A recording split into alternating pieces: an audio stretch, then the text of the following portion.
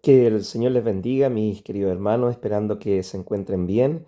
El día de hoy nos toca estudiar el capítulo 25 del Evangelio de Mateo. Y en este capítulo vamos a estar estudiando sobre cómo nosotros debemos estar esperando la venida de nuestro Señor Jesucristo. Para nosotros, ¿cierto? La venida de Cristo es un hecho que debe concretarse en algún momento. No sabemos la fecha, la hora, el día, el cuándo, pero de que Cristo viene, Cristo viene. Y es necesario de que nosotros podamos estar preparados para poder estar un día en la presencia del Señor. Y cuando Cristo venga, nosotros estar listos, ¿cierto?, para poder irnos con Él a una eternidad con el Señor. El capítulo 25 del Evangelio de Mateo presenta tres parábolas: la parábola de las vírgenes prudentes e insensatas, la parábola de los talentos y también la parábola del juicio a las naciones. Y estas tres parábolas tienen la relevancia, ¿cierto? Tienen la importancia de poder enseñarnos tres verdades espirituales. La primera tiene que ver con nuestra vida personal, nuestra vida devocional, espiritual de forma personal. La segunda, que es la parábola de los talentos, tiene que ver con la mayordomía, con lo que Dios ha puesto en nuestras manos para que trabajemos y hagamos mientras esperamos el retorno del Señor. Y la tercera parábola tiene que ver con nuestro amor como cristianos, cómo Dios espera que nosotros actuemos como hijos de Dios mientras esperamos que Él regrese. Veamos lo que dice la palabra del Señor en Mateo 25, versículo 1 al 13.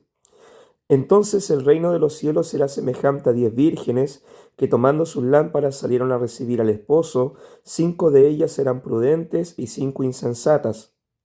Las insensatas, tomando sus lámparas, no tomaron consigo aceite, mas las prudentes tomaron aceite en sus vasijas juntamente con sus lámparas.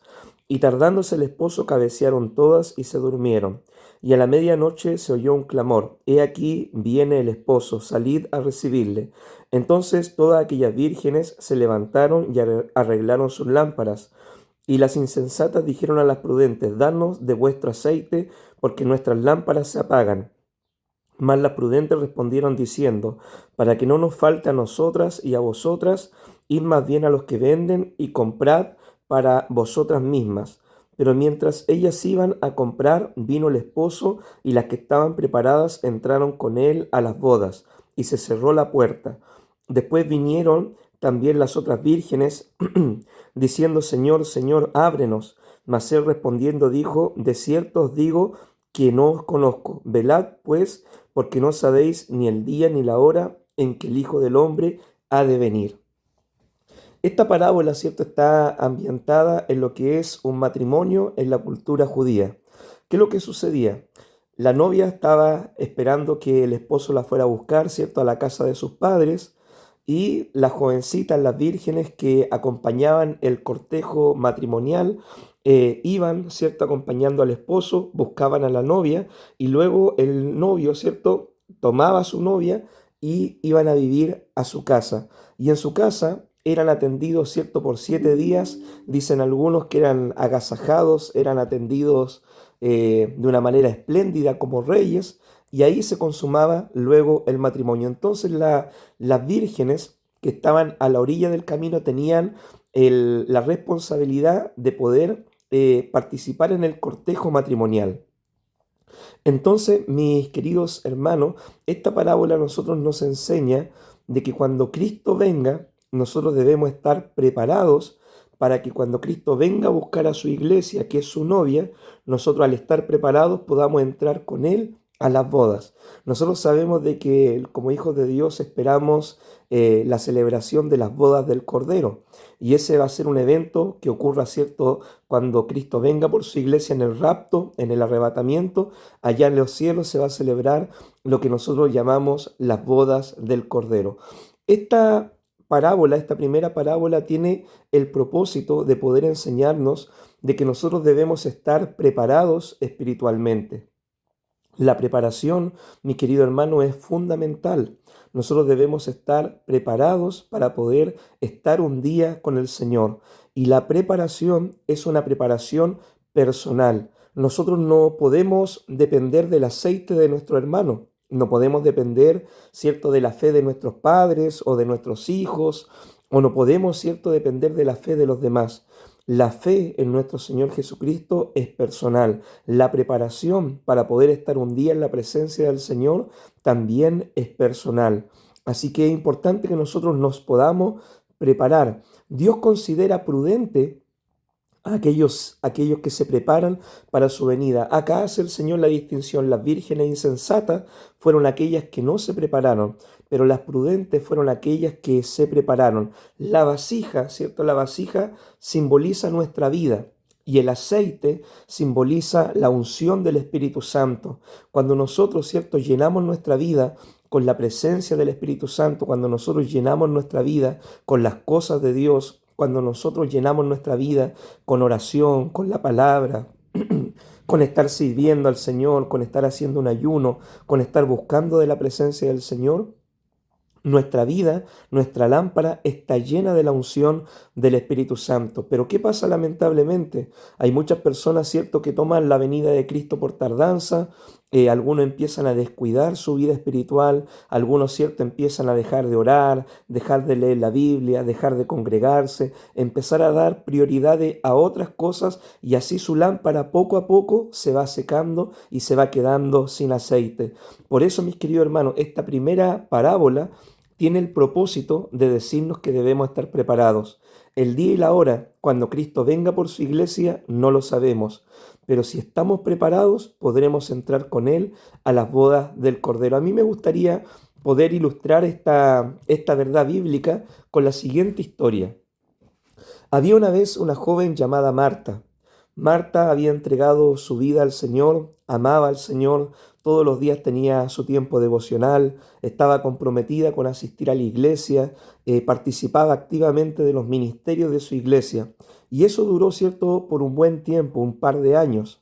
Pero ¿qué sucedió después? Un día Marta, cansada por los quehaceres del hogar, cansada por sus estudios, además por el trabajo, empezó a descuidar su vida espiritual poco a poco. Ella empezó a dejar de orar un día, dejar de orar 2 días, ya no leía la palabra con tanta frecuencia como antes lo hacía de forma diaria, ahora solamente leía un capítulo cada 3, 4 días en la semana. Los amigos, ¿cierto?, empezaron también a decirle, mira, no es necesario que tú te lo pases todos los días en la iglesia, también puedes darte tiempo para ti, para salir, para ir al cine, para ir a las fiestas, para acompañarnos a ciertas actividades. Y así fue como Marta poco a poco fue enfriando su vida espiritual. Marta, un día estando en un culto, el pastor predicó sobre este mismo texto, que es necesario estar preparados, que no sabemos el día y la hora que el Señor venga, que es necesario estar buscando del Señor y tener nuestra lámpara llena. Marta escuchó el sermón y, bueno, después llegó a su casa, se fue a dormir, y por la noche ella tuvo un sueño. Y en el sueño ella veía a Cristo en las nubes que venía a buscar a su iglesia. Entonces ella vio a todos los hermanos de su iglesia que iban ascendiendo a los cielos para poder encontrarse con el Señor, pero ella no subía. Ella no estaba siendo llevada en el arrebatamiento, en el rapto. Entonces ella empezó a clamar y empezó a pedirle, Señor, perdóname, ten misericordia de mí, por favor, llévame, Dios mío, contigo, no me quiero perder. En eso ella despierta del sueño y entendió la revelación. Ella entendió, ¿cierto?, de que Dios le estaba diciendo que era necesario que ella pudiera prepararse espiritualmente, que Cristo puede venir en cualquier momento y si ella no está preparada, nos irá con el Señor. Así, mi querido hermano, nosotros podemos contar muchas historias y testimonios de hermanos, ¿cierto?, que han tenido este tipo de sueños, de experiencias, donde ven que Cristo viene, ¿cierto?, y que algunos no están preparados para poder irse con el Señor. Y nosotros, mis queridos hermanos, debemos prepararnos. Debemos, mis queridos hermanos, poner atención en nuestra vida espiritual para no perdernos. No te pierdas de este evento tan maravilloso que es estar un día en la presencia del Señor por la eternidad. No descuides tu vida espiritual por cosas secundarias. No pierdas el tiempo en cosas innecesarias. No le des rienda suelta a los deleites de tu carne, porque eso ciertamente no te traerá ningún provecho. Enfócate en buscar del Señor, enfócate en estar llenando tu lámpara en oración, en la palabra, oyendo predicaciones, viendo sermones. No pierda el tiempo en tontería, en novela, en cosas sin sentido, que muchas veces hasta promueven valores y principios que son anticristianos y que muchas veces afectan tu vida espiritual de forma negativa. Invierte tu vida en las cosas espirituales, llena tu vasija con la unción y la presencia del Espíritu Santo. Esta es la primera, ¿cierto?, parábola que nosotros encontramos en el Evangelio de Mateo capítulo 25, la parábola de las vírgenes prudentes y las insensatas. Siguiendo con el estudio de este día, nos encontramos ahora en el Evangelio de Mateo 25, en el versículo 14. Y ahora vamos a hablar sobre la parábola de los talentos. Y dice así la palabra del Señor: porque el reino de los cielos es como un hombre que yéndose lejos llamó a sus siervos y le entregó sus bienes. A uno dio 5 talentos, y a otro 2, y a otro 1, a cada uno conforme a su capacidad, y luego se fue lejos. Y el que había recibido 5 talentos fue y negoció con ellos y ganó otros 5 talentos. Asimismo, el que había recibido 2 ganó también otros 2. Pero el que había recibido 1 fue y cavó en tierra y escondió el dinero de su señor. Después de mucho tiempo vino el señor de aquel siervo y arregló cuentas con ellos. Y llegando el que había recibido 5 talentos, trajo otros 5 talentos, diciendo: Señor, 5 talentos me entregaste, aquí tienes, he ganado otros 5 talentos sobre ellos. Y su señor le dijo: Bien, buen siervo y fiel, sobre poco has sido fiel, sobre mucho te pondré, entra en el gozo de tu señor. Llegando también el que había recibido 2 talentos, dijo: Señor, 2 talentos me entregaste, aquí tienes, he ganado otros 2 talentos sobre ellos. Su señor le dijo: Bien, buen siervo y fiel, sobre poco has sido fiel, sobre mucho te pondré, entra en el gozo de tu señor. Pero llegando también el que había recibido 1 talento, dijo: Señor, te conocía que eres hombre duro, que ciegas donde no sembraste y recoges donde no esparciste, por lo cual tuve miedo y fui y escondí tu talento en tierra.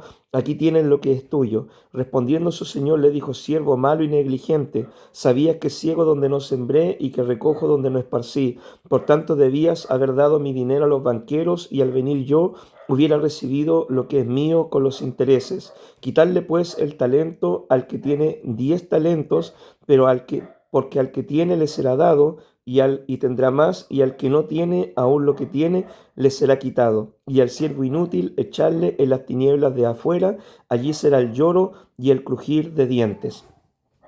¿Qué es lo que es, mi querido hermano, un talento? Un talento, ¿cierto?, en la cultura judía era una cantidad de dinero grande, generosa, la cual, ¿cierto?, vemos en esta historia que el amo entregó a cada uno de sus siervos conforme a su capacidad. Dice la palabra de que a uno le dio 5 talentos, a otro le dio 2, a otro 1, conforme a la capacidad que ellos tenían, pero el amo le dio una instrucción.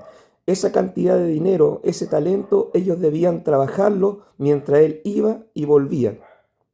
Entonces se esperaba de que cuando el amo volviera, ¿cierto?, y pidiera cuenta a sus siervos, el talento que él le había entregado a cada uno, ¿cierto?, los talentos, ellos los pudieran haber multiplicado, ¿ya? Entonces, esta parábola a nosotros nos habla sobre los recursos que Dios ha puesto en nuestras manos.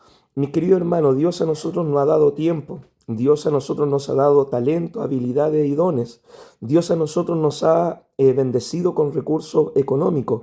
Todo esto representa los talentos. Y esta parábola nos habla a nosotros sobre la mayordomía, sobre cómo debemos nosotros estar trabajando e invirtiendo los recursos que Dios nos da para poder extender el reino de los cielos acá en la tierra mientras Cristo regresa por su pueblo. Dios espera que nosotros podamos estar trabajando.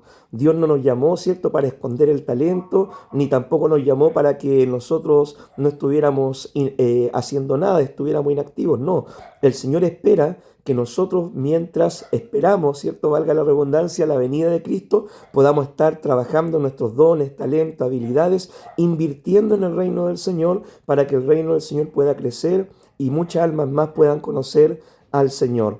Todo cristiano, ¿cierto?, todo hijo de Dios real y verdadero, por lo menos tiene un talento en su vida. ¿Ya? Acá vemos la historia que a uno Dios le dio 5 talentos, a otro le dio 2, a otro 1, pero todo cristiano real y verdadero tiene por lo menos un talento y Dios espera que nosotros podamos trabajar, ¿cierto?, nuestros talentos en la obra del Señor. Dice acá la palabra de que Dios nos va a pedir cuenta.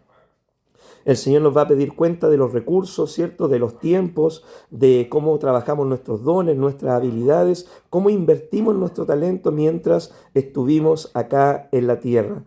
Y Dios, ¿cierto? Espera que nosotros hayamos sido siervos buenos, siervos fieles en lo poco, para que Él nos pueda recompensar también en lo mucho. Si fuéramos fieles, ¿cierto?, en trabajar en la obra del Señor, vamos a ser grandemente recompensados. Hay áreas, mis queridos hermanos, en las que se necesita mucha ayuda y todos podemos trabajar en estas áreas. Áreas como la evangelización, la ayuda social, áreas de servicio dentro de la iglesia. Todos somos llamados, ¿cierto?, a poder trabajar en estas áreas. Obviamente cuando uno, ¿cierto?, habla de servir al Señor se trata más de estar en un púlpito predicando o de estar coordinando o de estar tocando en el ministerio de alabanza. Servir al Señor hay una forma de poder hacer las cosas para la obra del Señor. Podemos evangelizar, podemos hacer ayuda social, podemos ayudar, ¿cierto?, en los quehaceres de la iglesia, podemos ayudar en la construcción del templo, podemos ayudar haciendo muchas tareas. Y Dios espera que nosotros podamos estar trabajando, ¿cierto?, en su obra, estar activos en la obra del Señor mientras esperamos su regreso. A mí me gustaría poder ilustrar, ¿cierto?, este principio con una pequeña historia.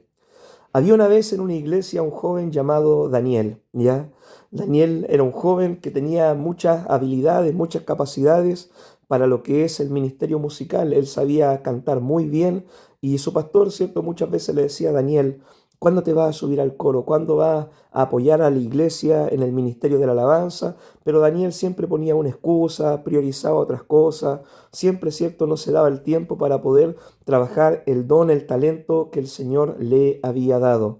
Entonces fue pasando el tiempo y Daniel seguía ahí, ¿cierto?, asistiendo a la iglesia, pero no comprometido con los ministerios de la iglesia, con el ministerio musical. Pasó un tiempo y llegó otro joven a la iglesia, un joven llamado Eduardo.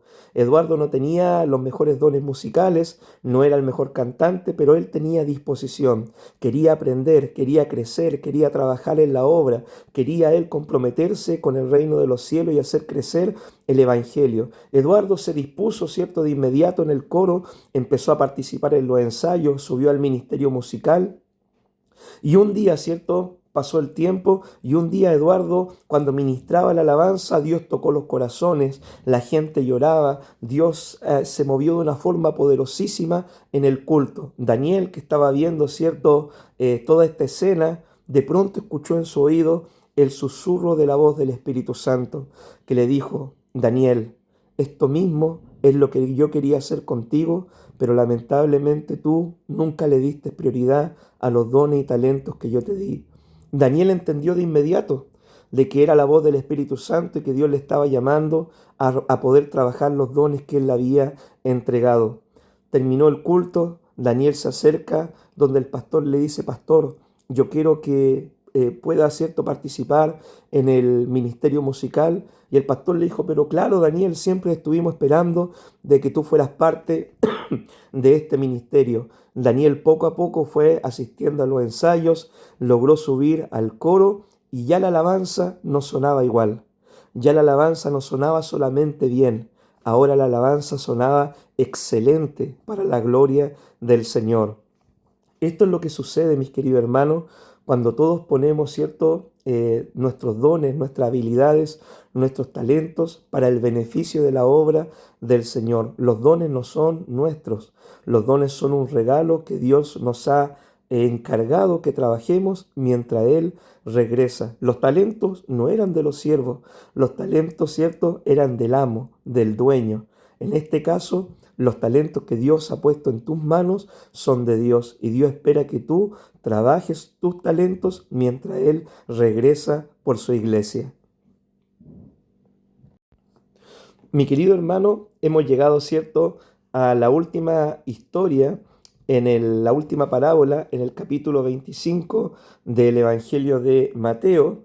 y estamos en 25:31 y dice así: Cuando el Hijo del Hombre venga en su gloria y todos sus santos ángeles con él, entonces se sentará en su trono de gloria y serán reunidas delante de él todas las naciones y apartará los unos de los otros como aparta el pastor las ovejas de los cabritos. Y pondrá las ovejas a su derecha y los cabritos a su izquierda. Entonces el rey dirá a los de su derecha: Venid benditos de mi Padre, heredad el reino preparado para vosotros desde la fundación del mundo.